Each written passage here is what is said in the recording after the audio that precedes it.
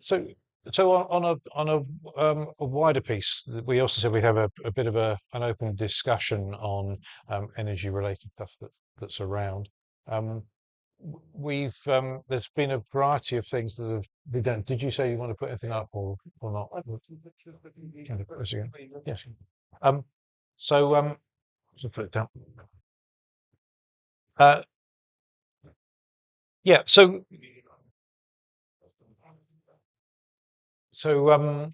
basically, we noticed that most of the meetings that we have at OREF is generally the top table talking to people and explaining stuff that's going on. It's a very sort of one-way process.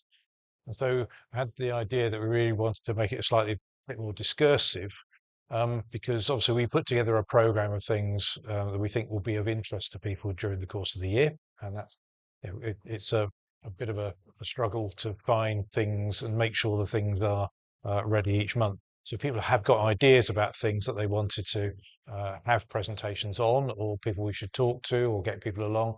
Then we're very open to suggestions. So if you have got any, please do chip them in. Um, and the other thing was very much about the balance of where we're heading in terms of our energy future as a whole, because we've done OREF is here to really do the preferential uptake of renewables, as it says.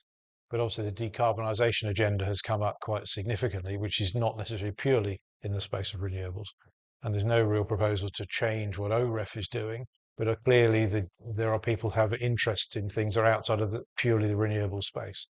And so it was a case of the opportunity to see whether there are any thoughts around how effective OREF is being in this energy space.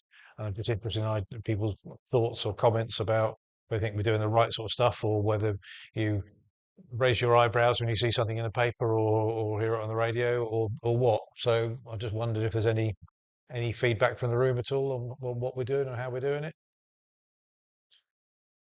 Deathly hush can be a long night, isn't it? Yes.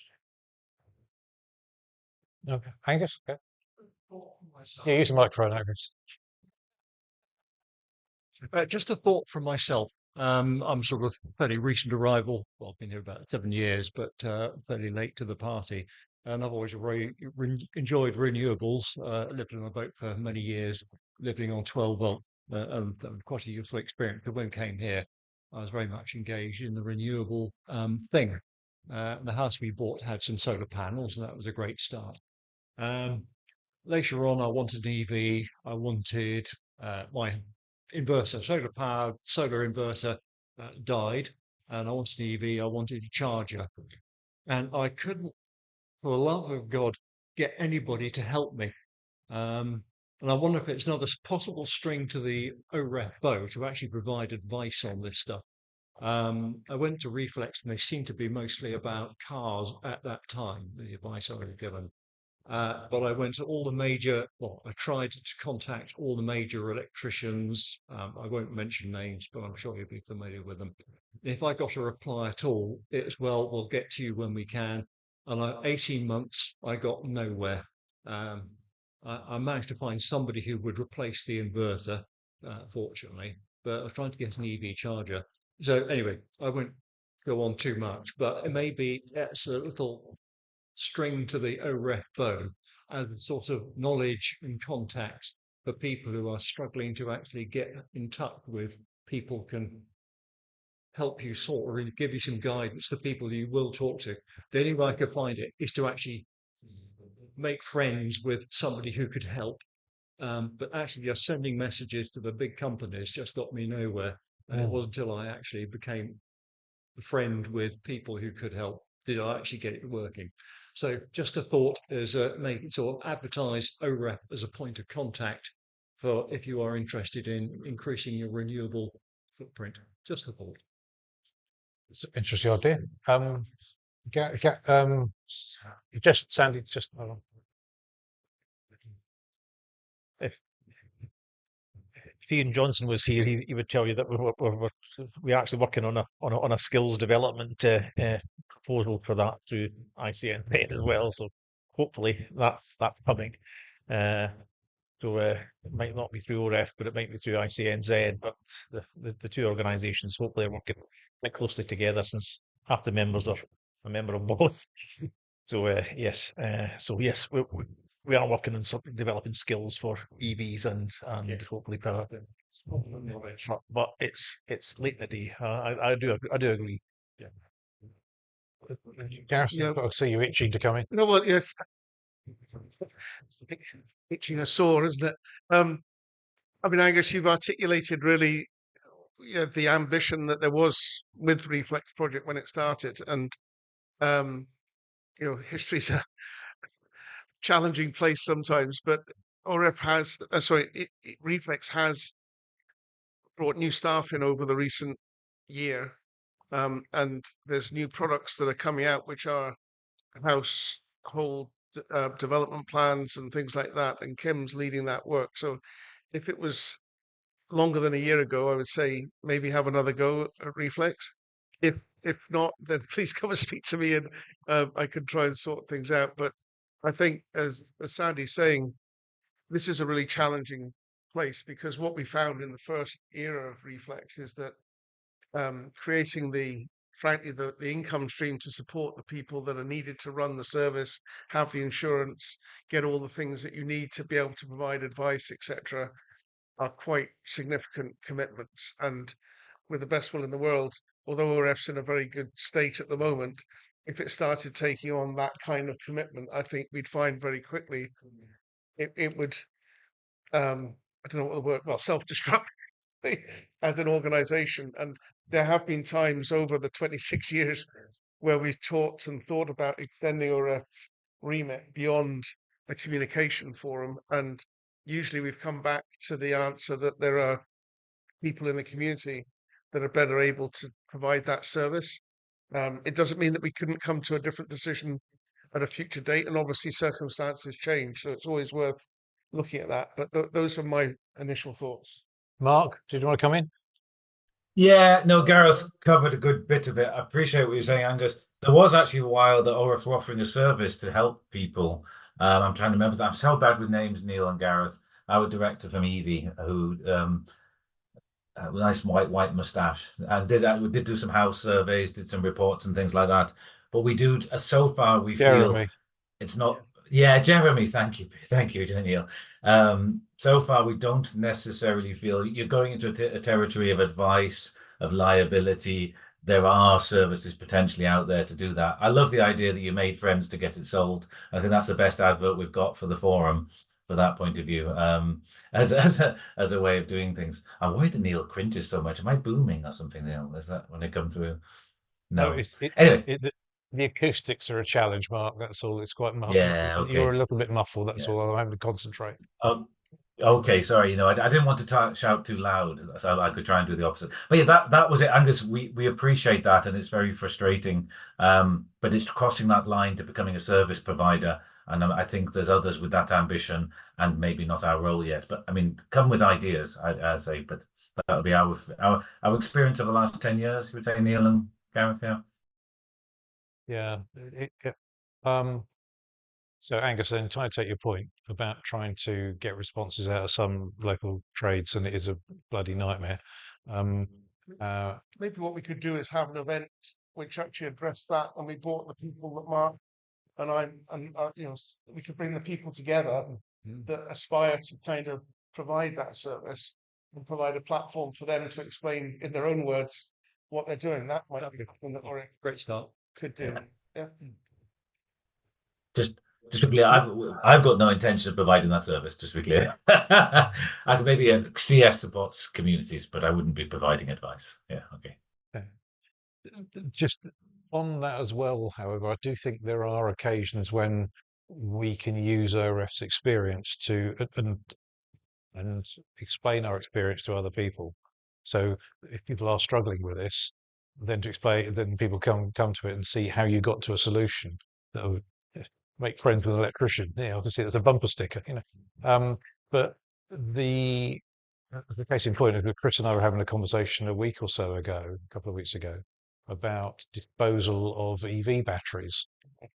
And that had turned into a complete nightmare. We had a friend who had a Leaf that they needed to get rid of. It was broken. We couldn't get it fixed on the island, and so we were going to have to get it off the island. And the costs of getting off the island on northwards is £1,048 plus fuel surcharge plus VAT. North Link could take it on a trailer, but it was 380, I think it was, plus fuel surcharge plus VAT. And it had a perfectly serviceable 24 kilowatt hour battery in it, which is probably the best part of 10 or 12,000 pounds worth of batteries if you bought them new. So we eventually managed to find somebody on the island who actually is doing some clever stuff with EV batteries. But that was quite a struggle to find that. So there are going to be a lot of people who are going to be ending up with EVs that are going to be getting to the end of their life. And what do? Now, if we can explain the problem that we see and try and stimulate somebody to then provide a solution to that, then we will end up with something better. But we are being a little bit of a canary in the mine here in spotting a problem, writing the problem down, making it visible to others, and then that can help attract somebody to actually fix this problem. So I think articulating the problem is useful. It's a shame you had that problem 7 years ago, but if you had it today, maybe we should be getting a means by which we can help attract attention to these problems and solve them cooperatively.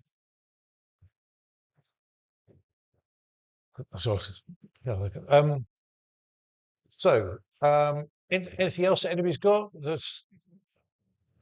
Chris, did you want to say anything about smart meters at all? Not necessarily. No, at the back. It's Chris. Do you explain your context and what you know and how you fit in, Chris? How long have you got? Under 2 hours. Talk into the microphone. Use it Yeah. like a cigarette. Well, from my perspective, I've been fitting smart meters up here for nearly 8, 9 months now, and I don't know why so many people are objecting to having smart meters because they are, I would say, they're probably better than putting solar panels on your roof. Seriously, they are. We're doing systems now rather than fitting solar panels, fit batteries, use smart meters. They're more effective. They are, what would you say? Yeah, I would say they're cost effective. They pay themselves back probably 4 years, and you fit them, do nothing. Mm. And it's purely having a smart meter. Mm. The problem you've got is getting them fitted. And again, I don't know why so many people are against smart meters. I mean, I fitted yours, didn't I? And I could have sorted your smart. Yeah, and I could have sorted your car charger out as well. Yeah, but if you want, I mean, I've done a lot with solar and the wind, and I've had a grant, obviously, from yourselves, and I'll do a talk if you like. We'll get something sorted, show you how Yeah. batteries, our smart meters really do work using it. I mean, I think if the council got involved with it more so as well, because there's so many people struggle with energy, and probably £5,000-6,000 investment, or my bills go down to £2 a day, maybe less, and it's not down to having solar panels on the roof in the winter. It's down to having a smart meter. Mm. Get energy at 5p, Mm. instead of using it at 30p. It's a massive, massive Yeah. cost, and if the council can get involved in this, that will be a big thing, and it's purely down to smart meters. And that could be really interesting, sort of doing something about the data on that. So, Gareth? Can I ask Chris, like, just for clarity, is this the daft laddie question? And I don't know, I know the answer is, like, the smart meter itself is presumably not the thing that's adding value. Is it the fact that you can then get into a flexible tariff? Or yeah. Simple as that. I mean, Yeah. from myself, I had a fixed tariff, 30 pence a unit, all the time, every day. Put myself, well, they paid me to fit my own smart meter, Octopus did, but I went down to 5p for 5 hours. I mean, it's simple maths, I've got a massive battery bank, but besides that, if you stick 14 kilowatts of batteries into your house, you've got 12 kilowatts of usable energy. So a 3 kilowatt inverter will give you 12 kilowatts of energy over 5 hours. It's an octopus tariff will give you 5 hours at 5p. So you charge your batteries and then discharge them during the day, and you'll save £2.50 a day every day. Yeah. That's pushing well over £1,000 a year, and you're doing nothing. Mm. It's simple maths, Interesting. and it's purely down to getting a cheap tariff. Yeah. Okay. Paolo, did you want to come in?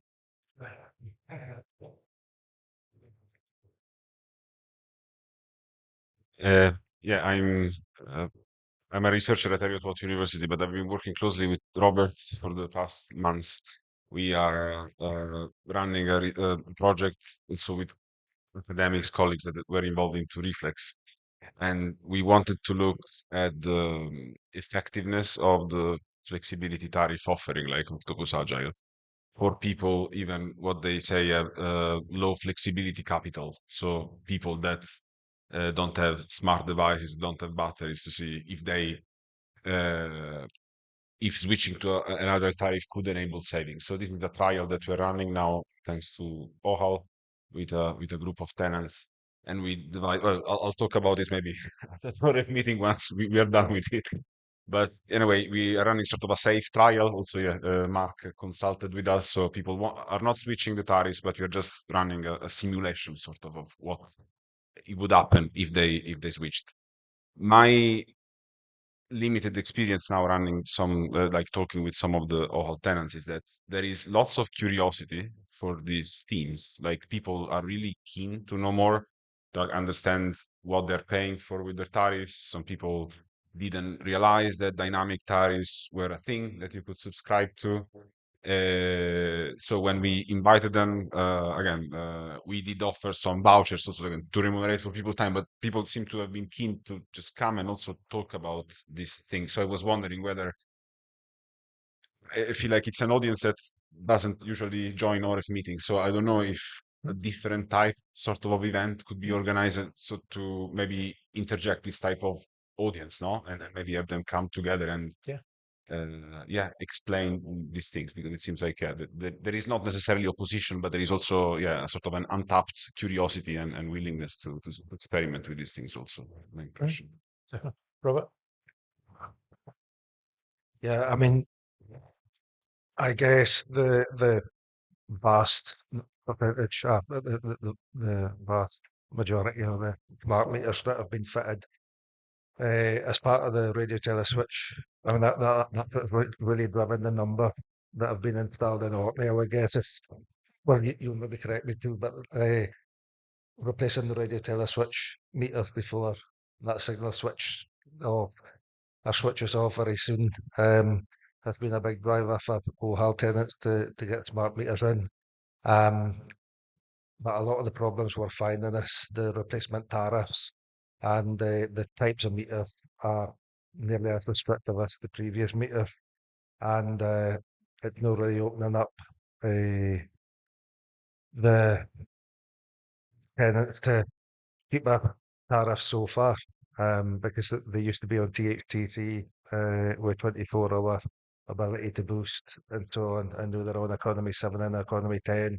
If they don't have renewables, which obviously social right, we just don't tend to, the ability to make savings has been minimal. But I can totally see what Chris is saying about getting batteries in and things like that would be the next stage. But the funding for that kind of work for social right, we've seen is limited to, which is the folk that we really want to be reducing their bills. But we're going through a lot of pain with tenants that are with Octopus, Ovo, Utility Warehouse, etc., because of the wrong installation. I would expect that you'll know exactly what you're talking about when you're installing into these houses, but we've obviously had visiting engineers who have made a bad job of installing, and then the companies have put folk on the wrong para.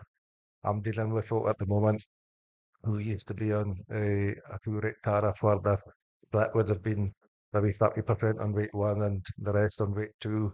And I found one this morning with a Scottish Power customer who, since the smart meter's been running, should have been on economy 7, but whatever they've been on has led to 80% of the usage being on rate one. So we're going to have to fight that case. So it's things like that that give the smart meters a bad name, really. So a lot of it's down to the logistics of having to bring in engineers that were inexperienced and then dealing with really poor customer service for the supply companies. So is that a misselling? Are people misselling tariffs? I think it's misunderstanding. For the companies, it's lack of training for the point of view of the customer service when they're replacing these meters. And there's Surely you can't let a company that's installing a smart meter in a house off with a lack of understanding. Yeah.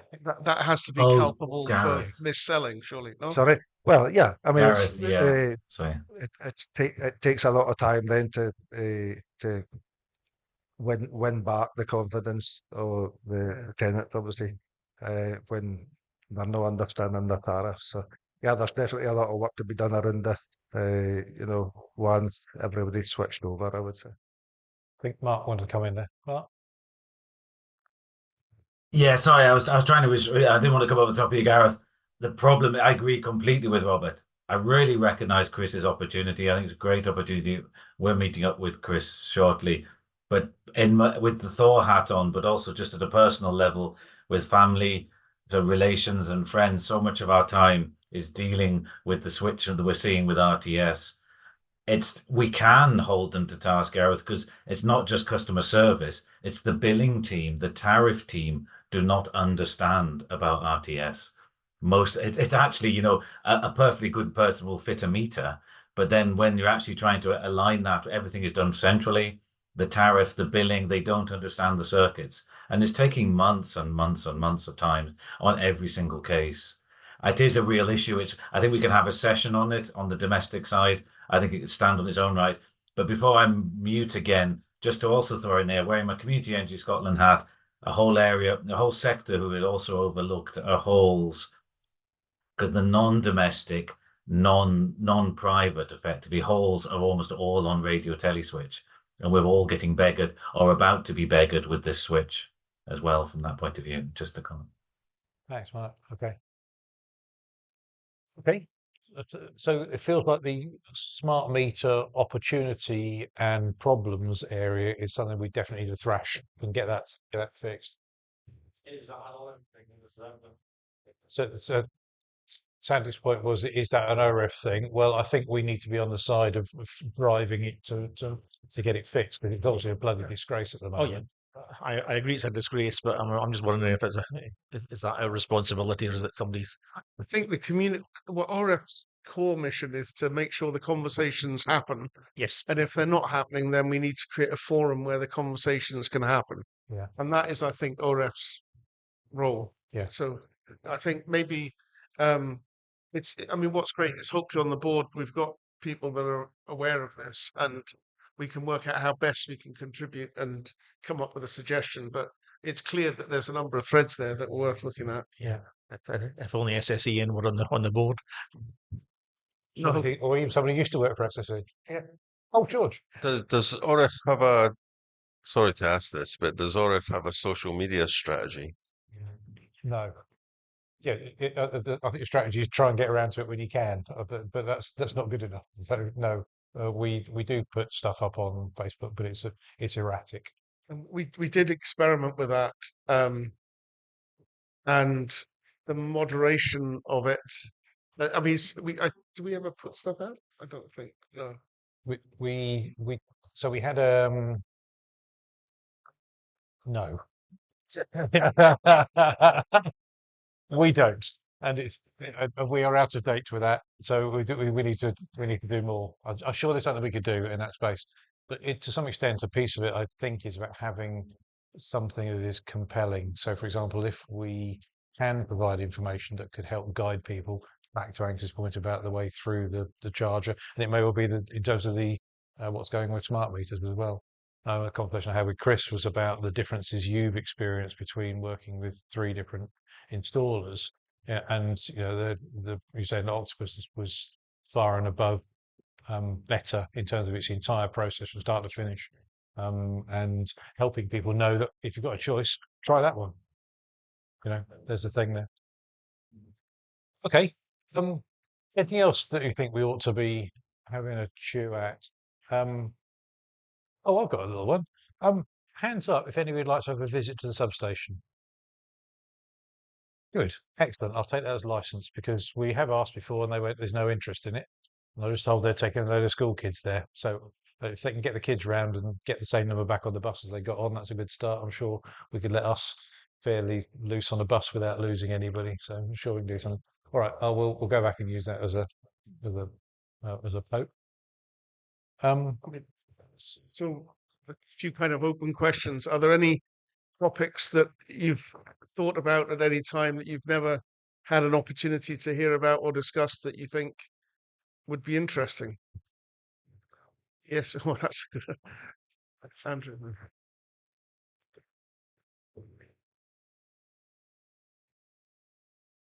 So following on from that conversation about the smart meters, I think it'd be really interesting to have a talk on the sort of whole economics of home installations, solar panels, wind, whatever, and not just the financial, but the sort of these things have a cost, a green cost, a renew, a resources cost. Just that whole sort of economics would be quite interesting, because especially in Orkney, where my tendencies think, well, my electricity is all renewable already. Anyway, yeah. Yes. I know you've done some stuff on carbon accounting, and I don't. Yeah, I mean, you will have heard us speak a number of times about the trouble is we get bombarded with average stuff from the rest of the UK, which isn't actually applicable to us here. A, because all of our electricity comes from renewables already, and also because many of our houses are using twice as much energy as the average house, which everybody else's information is based on. So yeah, maybe that's a good stimulus, and it leads back into ICNZ and some of the calculated stuff that is happening in there about giving us the tools as householders and as businesses and organizations to make locally appropriate decisions. And that might differ between people that are on mainland Orkney and Outer Isles Orkney as well, because of the differences in the dynamics of energy. So I think that's a good thing, and it's having a tool that we could keep alive. In one of the board meetings, I mentioned the dreaded 2 letters of AI, and those calculator models are things that AI can help. But you can use AI to keep them up to date much more easily than it was possible before. So take that away and come back to you on it. Sam?